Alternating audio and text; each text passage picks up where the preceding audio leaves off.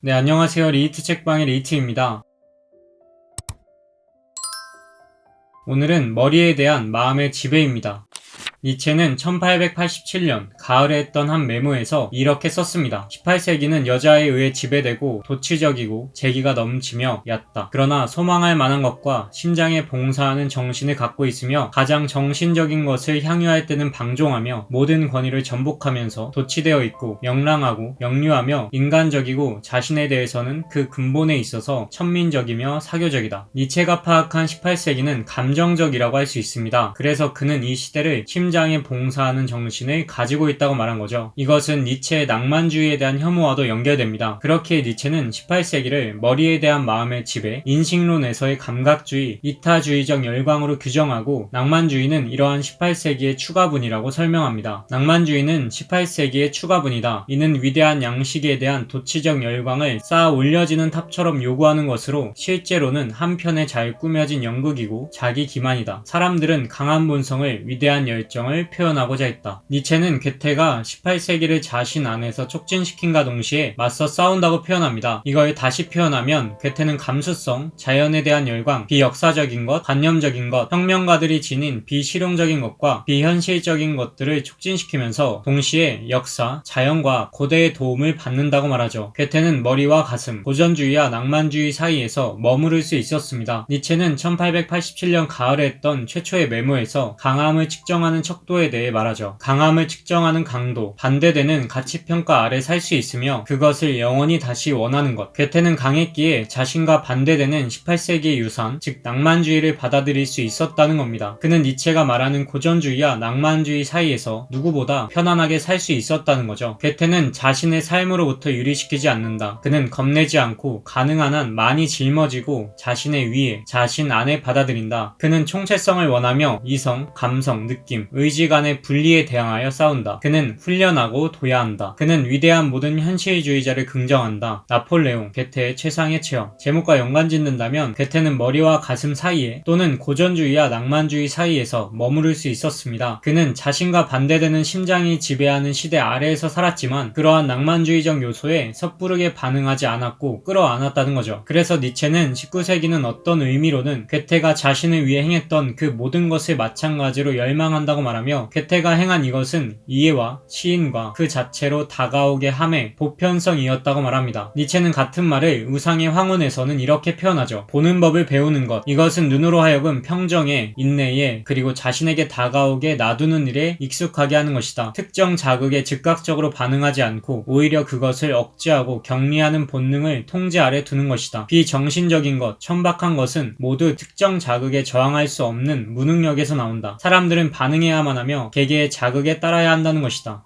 니체에 의하면 심장은 축축한 것, 즉 젖은 것이고 머리는 건조한 것이라고 볼 수 있습니다. 니체의 이러한 감성에 대한 혐오는 고대 철학자 헤라클레이토스까지 거슬러 올라갈 수 있죠. 헤라클레이토스의 단편들을 보다 보면 젖은 혼을 혐오했다는 걸 알 수 있습니다. 그가 말하는 젖은 혼은 우리가 감수성에 취했을 때의 상태와 같다고 생각하시면 됩니다. 그리고 이러한 감수성에 취했을 때 이전 영상에서 말했던 철들지 않은 아이, 즉 젊은이들에게 끌려다닌다고 말하죠. 사람은 취했을 때 어디로 가는지 알지 못하면서 비틀거리며 철들지 않은 아이에게 이끌려 다닌다. 젖은 혼을 지녔으므로. 이렇게 헤라클레이토스는 젖은 마음, 즉 감성적인 것을 싫어했습니다. 그는 이렇게도 말하죠. 건조한 대지에서 그 영혼은 가장 현명하고 좋은 것이 된다. 건조한 혼이 가장 현명하고 가장 뛰어나다. 니체는 이 사람을 보라 해서 헤라클레이토스를 이렇게 평가합니다. 나는 소크라테스 이전의 두 세기간의 위대한 그리스 철학자들에게서 그런 지혜를 찾아보았지만 헛수고였다. 내가 다른 어떤 곳에서보다 그의 곁에서 더 따뜻하고 좋은 기분을 느끼는 헤라클레이토스만큼은 약간의 의문점이 남아있다. 이러한 니체의 젖은 것에 대한 혐오, 즉 경쾌함에 대한 사랑은 음악을 듣는 그의 취향까지 영향을 끼칩니다. 이러한 바그너의 오케스트라 음색은 내게 얼마나 해를 끼쳤는지요. 나는 그것을 북아프리카에서 지중해 연안으로 불어대는 열풍인 시로코라고 부릅니다. 기분 나쁜 땀이 솟구칩니다. 내 좋은 기분은 사라져버립니다. 그러나 내가 생각하기에 비지의 음악은 완전한 것 같습니다. 이 음악은 가볍고 강하고 탄력 있으며 정중하게 다가옵니다. 이것은 사랑할 만합니다. 이것은 땀을 흘리지 않습니다. 선한 것은 가볍고 신적인 모든 것은 물결처럼 부드럽게 흘러간다. 내 미학의 첫 번째 명제입니다. 바그너만이 유일한 구원자는 아니지요. 이 비즈의 작품과 더불어 사람들은 축축한 북방에 바그너적 이상이 만들어내는 온갖 수증기의 이별을 고합니다. 무엇보다도 이 비즈의 음악에는 열대 지방에 속하는 것, 공기의 건조함, 대기의 투명함을 갖추고 있습니다. 여기서는 모든 면에서 기후가 바뀌어 있습니다. 여기서는 다른 감성, 다른 감수성, 다른 명랑함이 입을 엽니다. 이 음악은 명랑합니다.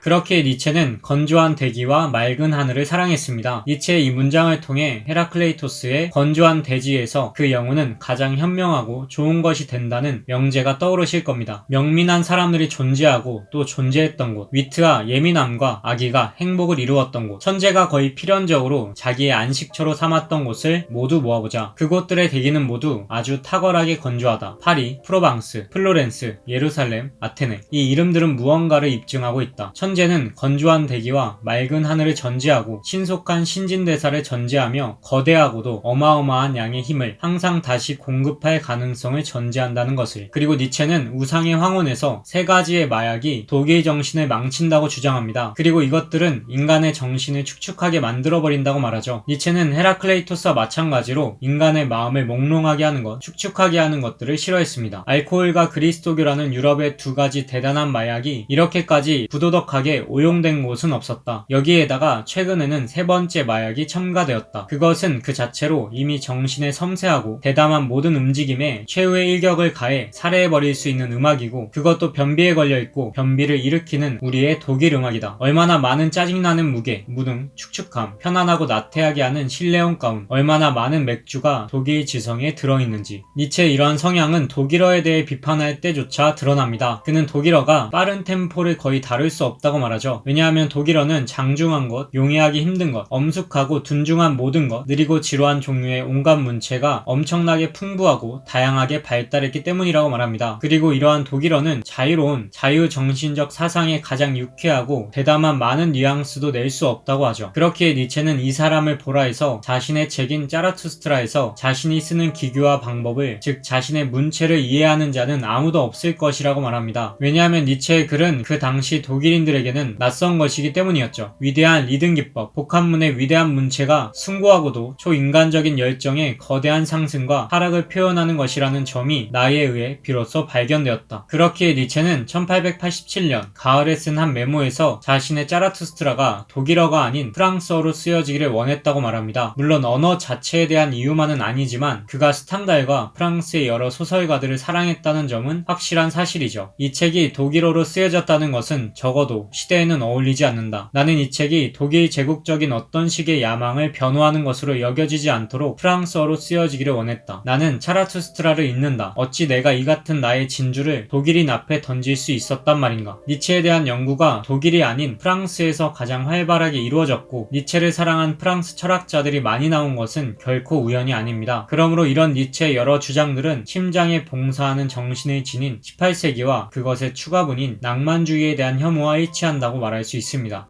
저는 여기에서 천재 피아니스트 글렌 굴드가 떠오릅니다. 그 역시 심장을, 낭만주의를 혐오했던 피아니스트였죠. 글렌 굴드는 11살 때부터 20살 때까지 가르침을 받은 선생님과 자신의 차이에 대해 이렇게 말한 바 있습니다. 우리의 음악적 접근은 완전히 상반되는 것이었다. 그는 가슴으로 느끼는 인간이었던 데 반해 나는 머리로 이해하는 소년이기를 원했다. 그리고 그는 연주회를 다닐 때마다 다성적이거나 추상적인 어려운 곡을 들려줌으로써 그는 청중들이 관람객의 태도를 버리고 귀 기울이지 않을 수 없도록 만들었습니다. 글렌 굴드가 크시엔에게 소나타처럼 지루한 곡을 7, 8년간 연주 프로그램 속에 넣고 다녔던 것도 그 때문이었죠. 이것은 대중의 탐욕으로부터 자신을 지키고 연주가 끝나고 뜨거운 박수를 보내겠다는 열의를 때맞춰 꺾어놓는 부적이었습니다. 그리고 그는 1962년에 아직 연주를 할 당시에 일체의 감정의 표시 및 박수의 폐지를 위한 굴드안을 작성하기도 했습니다. 그가 얼마나 감정적 열광을 혐오했는지 알 수 있죠. 그가 생각하기에 예술의 목표는 아드레날린의 순간적인 분비로 인한 촉발이 아니라 전생애에 걸쳐 점차 경의와 평정의 상태를 구축해 나가는 것이었다. 1962년 아직 연주회에서 연주를 할 당시 그는 일체의 감정의 표시 및 박수의 폐지를 위한 굴드안을 작성한 적도 있었다. 바로 이러한 글렌 굴드를 알고 나면 그가 피아노를 연주할 때 과도하게 사용했었던 스타카토와 비레카토, 즉 음을 부드럽게 이어서 연주하지 않는 것을 선호한 건 우연이 아님을 알 수 있습니다.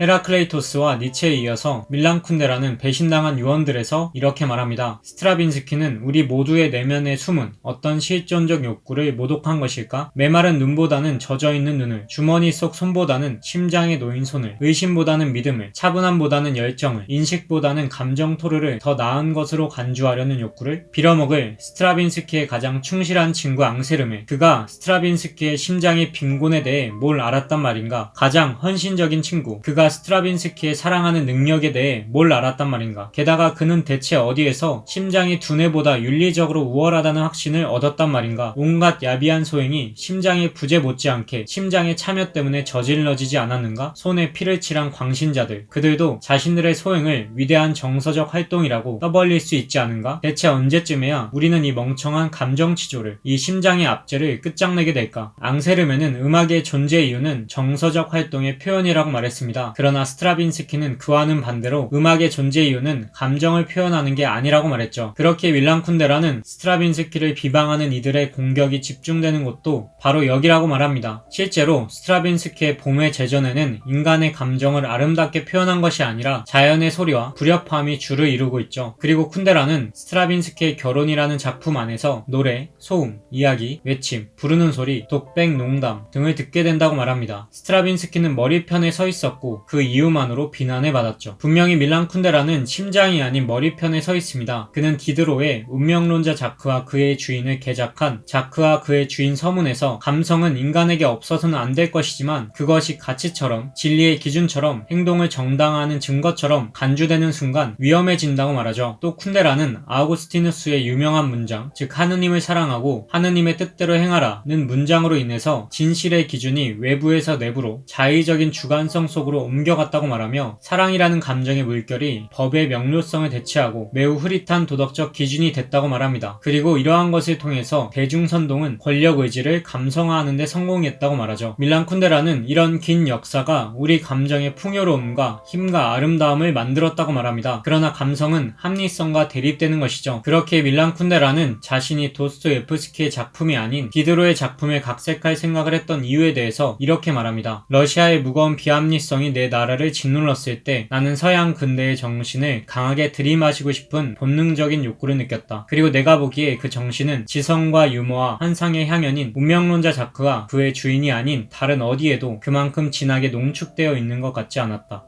밀란 쿤데라가 사랑하는 모든 소설가, 즉 플로베르, 브로우, 무질, 곰브로비치, 카프카 역시 감상적인 것을 혐오했던 사람들이었습니다. 카프카, 무질, 브로우, 곰브로비치, 그들은 그룹이나 에콜 또는 유파를 형성했는가? 아니다. 그들은 은자였다. 하지만 그들은 동시에 그 어떤 서정적 유혹에도 무감각했고 소설이 개인적 고백으로 변형되는 것에 적대적이었으며 산문의 그 어떤 장식도 참아내지 못했고 현실 세계에 전적으로 몰두해 있었다. 그들 모두는 소설을 위대한 반서정시로 간주했다. 그리고 밀란 쿤데라는 카프카에 대해서 이렇게 말합니다. 카프카는 그의 소설들에서 모든 정서적 몸짓을 혐오했으며 바로 이 점 때문에 그는 독일 표현주의자들과 구분된다. 자신이 말했듯이 아메리카를 감정들이 넘쳐나는 문체와는 대립적으로 썼다. 그렇게 밀란 쿤데라는 카프카와 스트라빈스키, 이 소설가와 음악가가 수행했던 낭만주의에 대한 비판, 즉 심장에 대한 비판을 통해 너무나 상이한 두 예술가를 다시 가깝게 한다고 말합니다. 자신의 일기에서 카프카는 디킨스의 소설들을 이렇게 특징짓는다. 감정이 넘쳐나는 문체 뒤에 숨어있는 심장의 메마름. 아닌 게 아니라 바로 이것이 카프카의 이 소설 집요하게 표명되나 즉각 잊히는 감정들의 연극이 갖는 의미다. 이 감상벽 비판, 함축적이고 회화적이며 재미나고 전혀 공격적이지 않은 비판은 디킨스만이 아니라 낭만주의 전체를 겨누며 낭만주의의 후예들, 카프카의 동시대인들, 특히 표현주의자들, 광기와 히스테리에 대한 그들의 숭배를 겨눈다. 그것은 심장이라는 성당 전체를 겨누며 바로 이 점이 카프카와 스트라빈스키라는 일견 너무나 상이한 두 예술가를 다시 가깝게 한다. 여기에서 밀란 쿤데라는 카프카의 감상벽 비판은 심장이라는 성당을 겨눈다고 말합니다. 심장이 성당인 이유는 쉽게 공격할 수 없기 때문이겠죠. 심장은 키치이기 때문입니다. 심장은 온 인류와 더불어 감동할 수 있는 핵심 이미지에 호소하죠. 그렇기에 만약 머리를 통해서 그 심장을 비판한다면 어떻게 될까요? 머리는 즉시 그 공동체 안에서 매장당할 겁니다. 그렇기에 쿤데라가 심장을 성당이라고 표현한 거겠죠. 그러나 카프카는 자신의 소설을 통해 이러한 낭만주의를 재미나고 전혀 공격적이지 않게 비판합니다. 이렇게 감상적인 것을 비판한 카프카는 플로베르의 문체를 사랑할 수밖에 없었죠. 카프카의 편지에는 플로베르의 냉정한 문체에 대한 내용이 여러 번 언급되어 있습니다. 그런 일은 자네로서는 드문 일이지만 그러나 종종 그런데 그것을 아직 완전히는 이해하지 못하고 있다네. 이런 말을 하지. 여기 플로베르를 보면 온통 사실들에 대한 착상들이다. 알겠나? 전혀 감상적인 허장성세가 아니야. 나는 우리가 일요일 오전이면 만나서 내가 지금 읽는 프랑스어 책을 함께 읽는다면 얼마나 좋을까 생각했다고. 나로서는 현재 읽을 시간이 아주 희박해요. 그 책은 냉랭하지만 가닥이 풀린 프랑스어로 쓰여 있는데 내가 좋아하는 양식이라고. 그러니 부디 오시오. 방금 말했듯이 심장은 핵심 이미지에 호소합니다. 그러므로 여기에서는 밀란 쿤데라가 불멸에서 최초로 만들어낸 단어, 즉 이마골로기에 대한 설명이 필요해집니다.